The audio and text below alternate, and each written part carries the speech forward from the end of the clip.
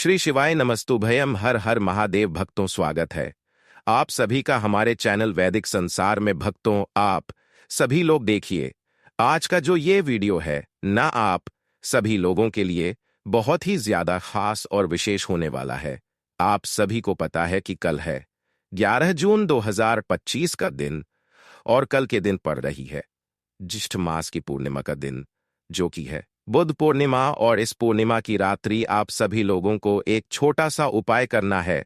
पूज्य गुरु जी ने कहा कि जो व्यक्ति इस पूर्णिमा के दिन इस एक अखंड अक्षत का उपाय मात्र एक पूर्णिमा भी कर लेता है, उसकी चाहे कितनी भी बड़ी कामना क्यों ना हो, अगली पूर्णिमा आने तक उसकी वो समस्त कामनाएं पूरी जरूर होती है। पूज्य गुरु जी की कथा से सुनकर के और समझ करके चंद्रमौली महादेव का उपाय बहुत आसान भाषा में आपको समझाने का पूरा प्रयास करूंगा। परंतु उससे पहले आप सबसे बस एक छोटी सी प्रार्थना है कि जो लोग पहली बार आए हैं, चैनल को सब्सक्राइब जरूर कीजिएगा और वीडियो को लाइक करके महादेव का कोई सा भी प्यारा नाम कमेंट बॉक्स में लिखना मत भूलिएगा। साथ ही साथ चंद्रमौली महादेव का नाम जरूर लिखिएगा। इस पूरे वीडियो में हम सिर्फ 3 महा उपायों के बारे में बात करेंगे, जो कि आपने मां के दिन करने हैं, तो ध्यान से सुनना है और समझने की कोशिश करना है। सबसे पहले बात करते हैं हमारे वाले उपाय। पहला उपाय किन लोगों को करना है, वह चीज ध्यान से सुनिएगा। पूज्य गुरुजी ने यहां तक कहा कि आपकी अगली पूर्णिमा भी जो आएगी ना, तब तक आपकी कामना पूरी हो जाएगी। अगर आपकी कोई इच्छा, कोई विशेष मनोकामना है, आप यह चाहते हैं कि बस मेरा बस यह काम हो जाए, महादेव मेरी यह कामना पूरी कर दो, इसके अलावा मुझे जीवन में कुछ नहीं चाहिए, तो जो भी आपकी विशेष मनोकामना है ना, उस कामना से आप इस उपाय को कीजिएगा। आपकी कामना निश्चित पूरी होगी। 1 लोटा शुद्ध जल अपने घर का लेना है, एकदम ताजा जल लेना है। काफी सारे YouTube चैनल वाले बताते हैं महादेव को कैसा भी जल चढ़ा दो, वो ताज जाएगा। हाँ, सही बात है। फिर महादेव भी आपको कैसा भी प्रसाद दे देंगे। आप मांग कुछ रहे हो, दे कुछ रहे हैं, तो ऐसा चलेगा। ये सब बिल्कुल भी नहीं है ना। देखिए, हर एक उपाय करने का एक नियम होता है और पूजा का भी एक नियम होता है।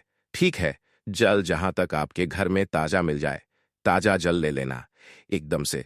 इसी के साथ में आपको लेना होगा 1 चावल का दाना, वो भी कैसा होना चाहिए, अक्षत पूर्ण चावल का दाना होना चाहिए। अब वो यह भी कह देते हैं, भैया पूर्ण चावल का दाना नहीं, आधा चढ़ाओ महादेव को, सब समर्पित है। ऐसा नहीं है ना?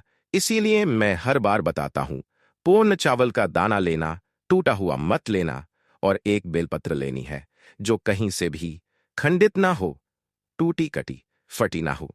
तैयार करना है जो भी आप दीपक तैयार करोगे, चाहे आटे का कर लो, चाहे मिट्टी का कर लो, कोई दिक्कत नहीं है, किसी का भी। लेकिन इसके अंदर जो बाती लगाओगे वो लगाओगे गोल बाती, और इसके अंदर जो भरोगे वो भरोगे घी गौ माता का। ठीक है, इन सभी को लेकर के पूर्णिमा के दिन है ना, कोशिश करना कि आप प्रदोष काल से पहले पहले यह वाला उपाय कर लें।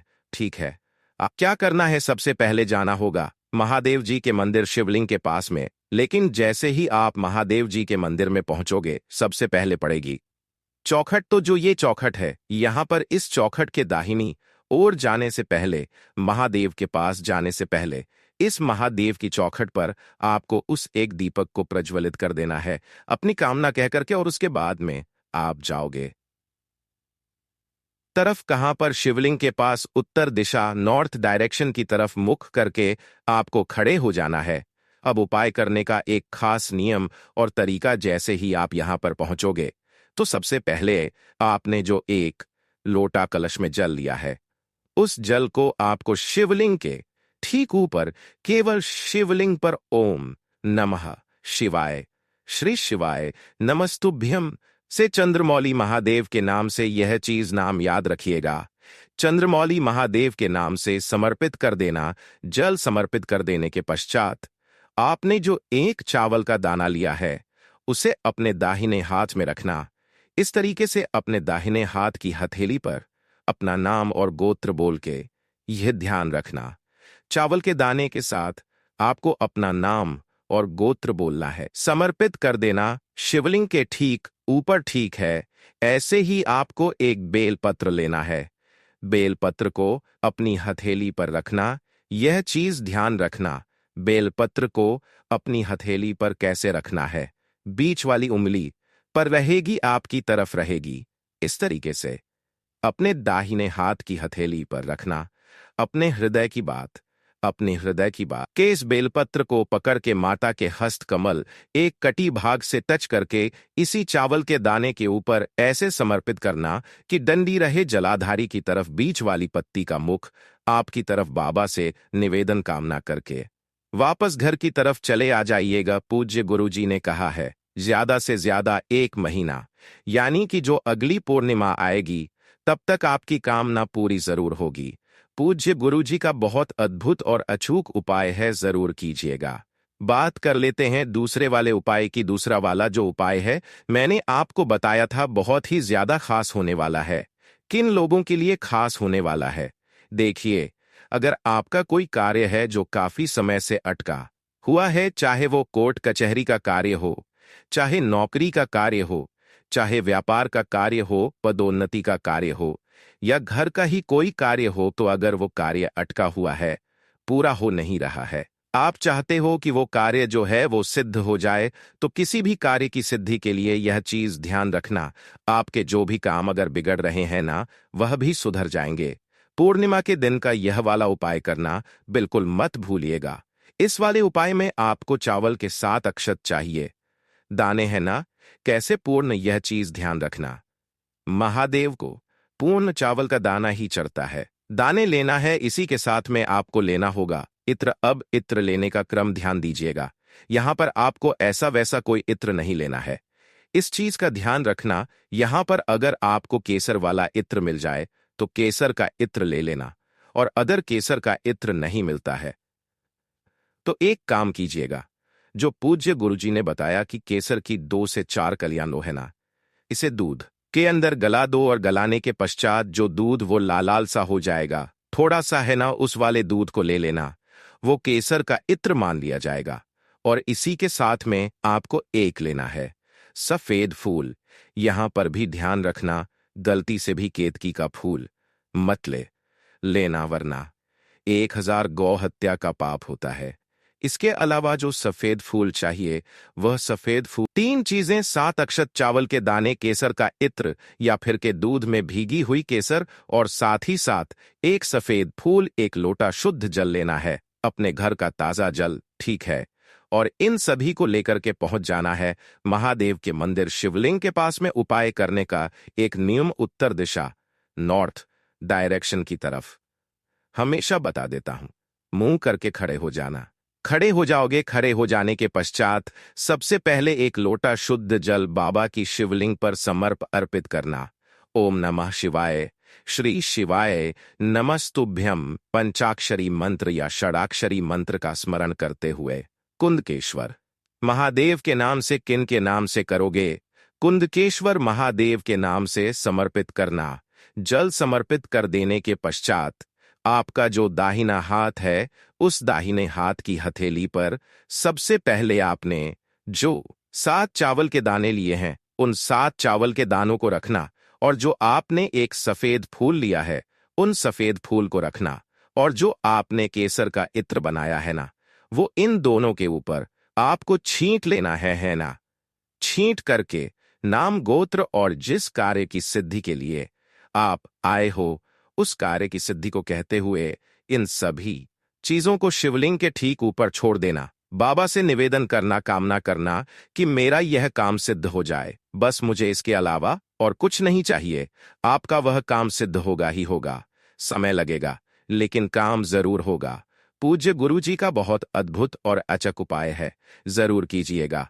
और अगर आप शिवलिंग के पास नहीं जा सकते हो, सबसे खास बात पूज्य गुरुजी ने कही, अगर बेल पत्र का पेड़ है ना, उसके नीचे भी आप कर सकते हो। 1 लोटा शुद्ध जल पहले समर्पित कर देना, और इसी तरीके से आपको समस्त सामग्री दाहिने हाथ में लेकर के जिस जगह पर आपने जल समर्पित किया है, उसी जगह पर आपको समर्पित कर देना है। पूज्य गुरुजी का बहुत अद्भुत और अचूक उपाय है, जरूर कीजिएगा। बात कर लेते हैं तीसरे वाले उपाय है ना ये होगा आपकी धन प्राप्ति को लेकर के पैसा घर में आ ही नहीं रहा है, संपदा नहीं बढ़ रही है, वैभव में कमी आ रखी है, व्यापार अच्छा नहीं चल रहा है, ना परिवार की सत्ता कम हो रही है, कर्ज लेने की नौबत आ गई है। तो ऐसे टाइम पर आपको पूर्णिमा के दिन का यह वाला उपाय करना मत भूलिएगा, जो एक बेलपत्र और एक शमी पत्र का उपाय है। एक बेलपत्र लेना है जो कहीं से भी खंडित ना हो, और एक शमी का पत्ता लेना है। शमी का पत्ता यहां से तोड़ोगे, यह जो पूरा बनाया गोले में यह एक शमी का पत्ता है, और एक लोटा शुद्ध जल अपने घर का ले लेना। इन तीनों को लेके पूर्णिमा के दिन किसी भी समय पर, कोई समय फिक्स नहीं है, उत्तर दिशा नॉर्थ डायरेक्शन की तरफ मुख करके खड़े हो जाना। इस तरीके से है ना। अब ध्यान से सुनिएगा, यहां पर जो आपको उपाय करने का नियम है वो थोड़ा सा चेंज पूज्य गुरुजी ने कर दिया था। सबसे पहले आपको एक शमी का पत्ता लेना है। जो पूजा पाठ करनी है वो पहले कर लेना। एक शमी का पत्ता पहले ले लेना। उस शमी के पत्ते को अपनी कामना कह करके शिवलिंग के ठीक ऊपर समर्पित कर देना, कर दोगे।